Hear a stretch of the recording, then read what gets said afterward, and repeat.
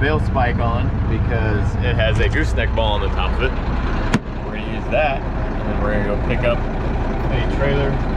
Mr. Keevan has a gooseneck trailer that he said we can borrow, and then we only have to use the tractor. We don't have to run back and forth with the truck enough.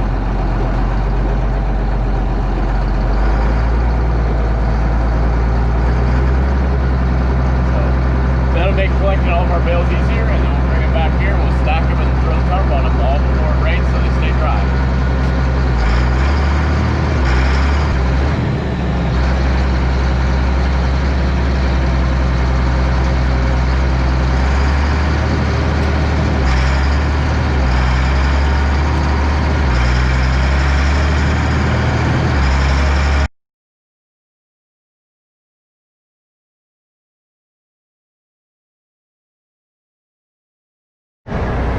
Alright, so we'll disconnect the trailer real quick and then we'll start loading bales.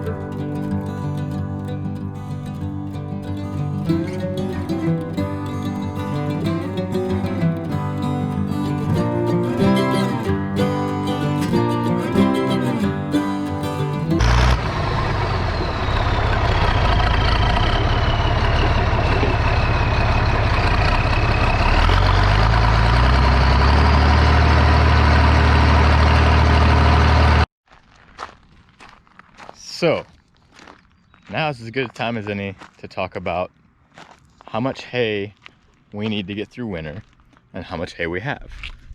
Sitting in front of you is 30 bales of hay. 30 bales of hay is about 20 short of what we need to get through winter. And that was when we were on the pasture through the winter. Now that we have the barn,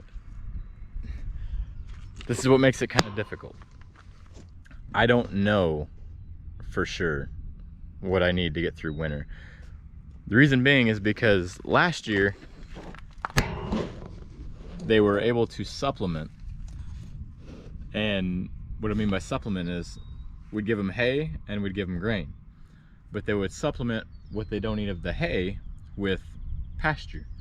They had free range of everything. We're not doing that this year because we lost a lot of lambs that they'd follow mom but not well enough.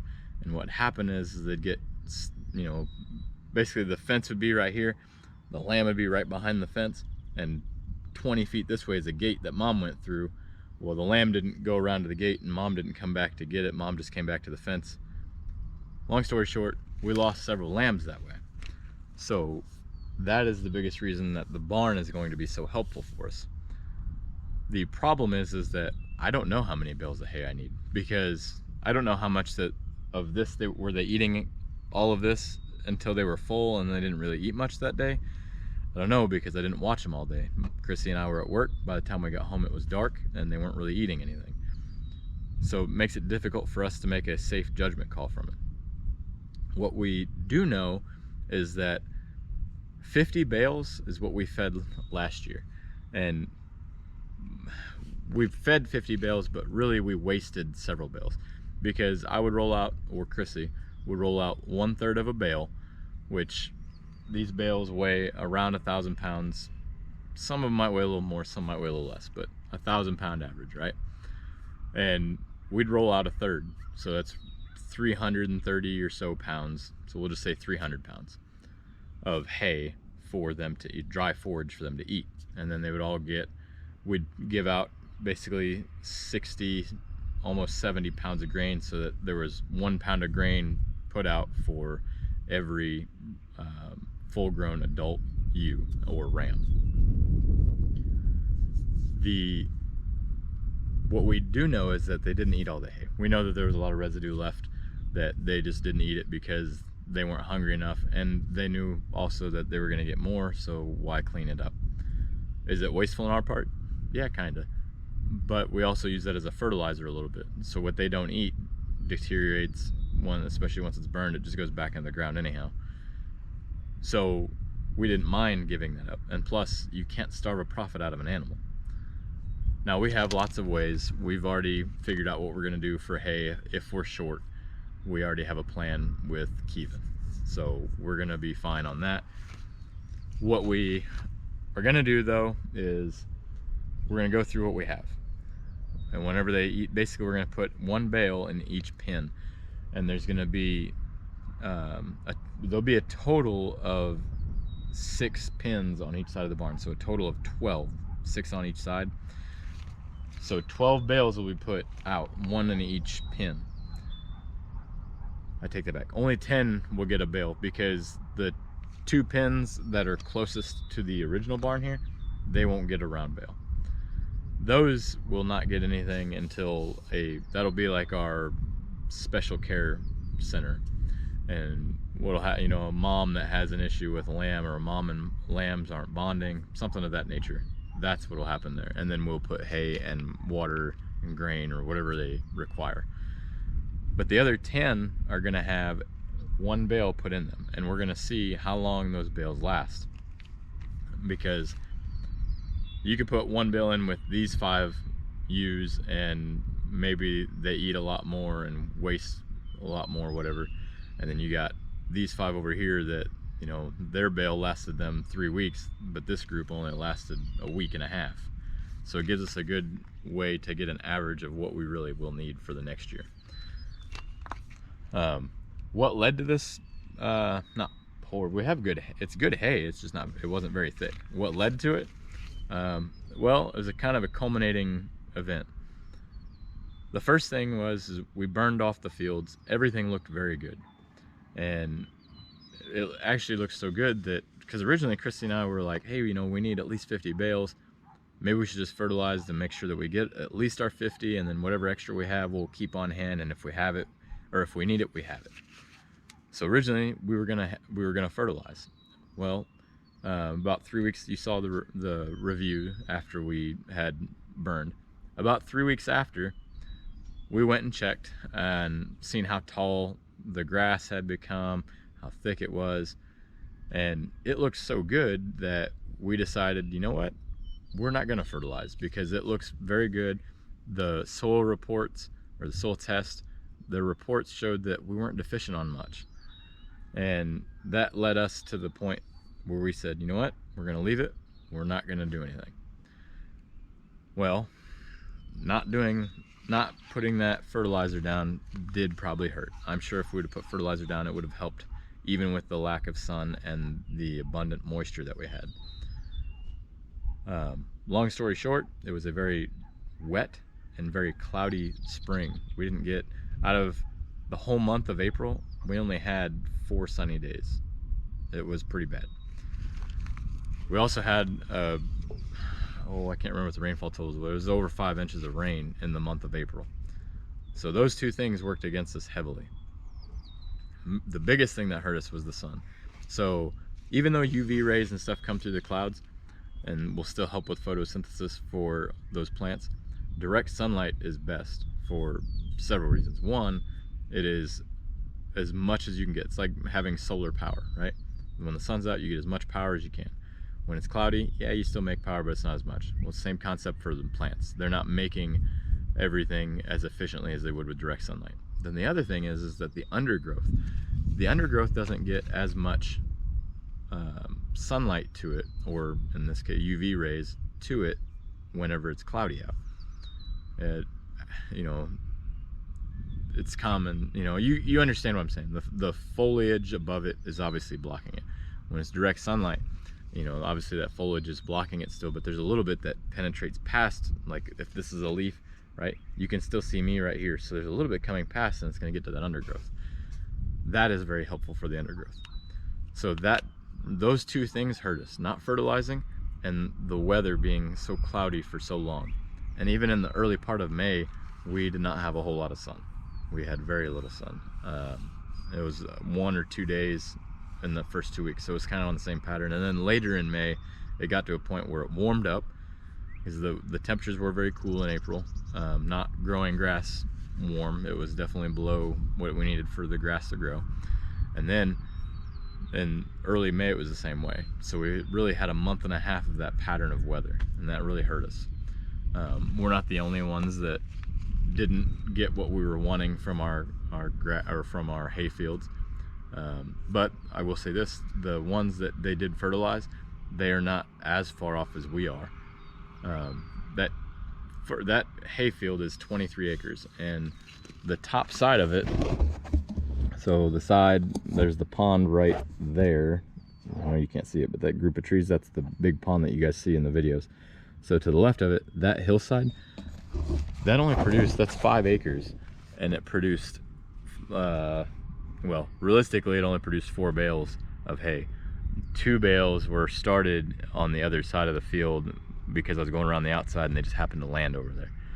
So it produced less than 1 bale an acre. It was pretty rough. And then this other side over here actually did pretty well for what it was. It wasn't that bad. But the other thing that hurt me was my baler. My baler is old. It doesn't have as many pickups as the newer balers. And so the shorter pieces of grass, the ones that are like 6 inches or less, it won't pick them up.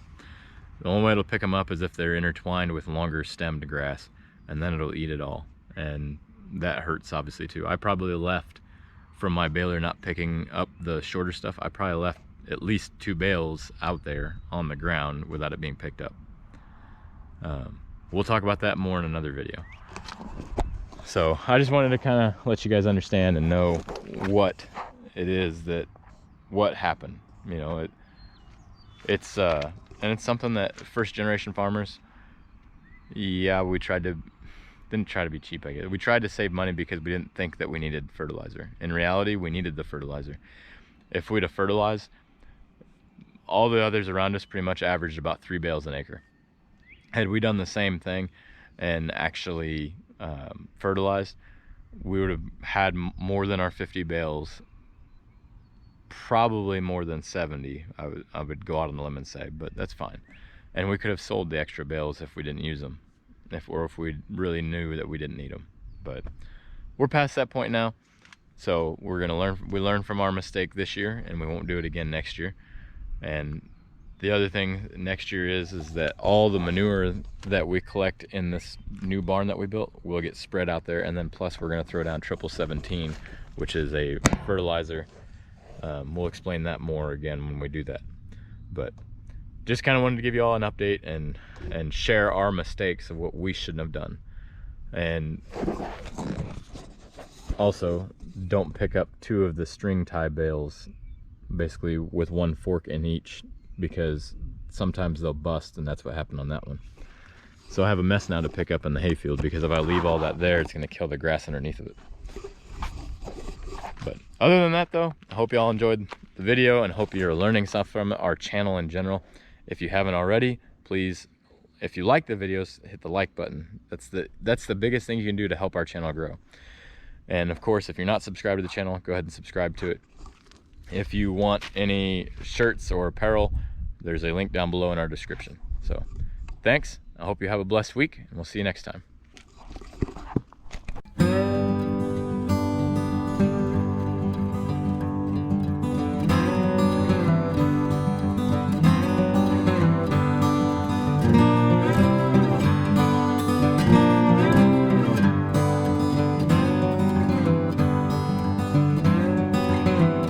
Hey everyone, real quick, if you haven't already, please hit the like button, share this video on Facebook, Instagram, Twitter, or whatever social media platform you use, and hit the subscribe button if you haven't done so already. Those are the 3 biggest things you can do to help our channel grow and to support our channel. That brings me to my next thing. A lot of people have been asking about how they can support us. And while we appreciate the offer to give monetary donations, we just don't accept them. What you can do instead is, there's a link down below in the description. That link will take you to Farm Focus website that has our Freedom Farms merchandise on it. All of our apparel on there is 100% made in the USA. The shirt is made here, the decals are made here, and then they're put on the shirts all here in the United States. There's also decals on there, and shortly there'll be sweatshirts. So if you're interested in that stuff, please go check out Farm Focus website. The link is down below in the description. It'll take you straight to our shop. Thank you, and enjoy the videos.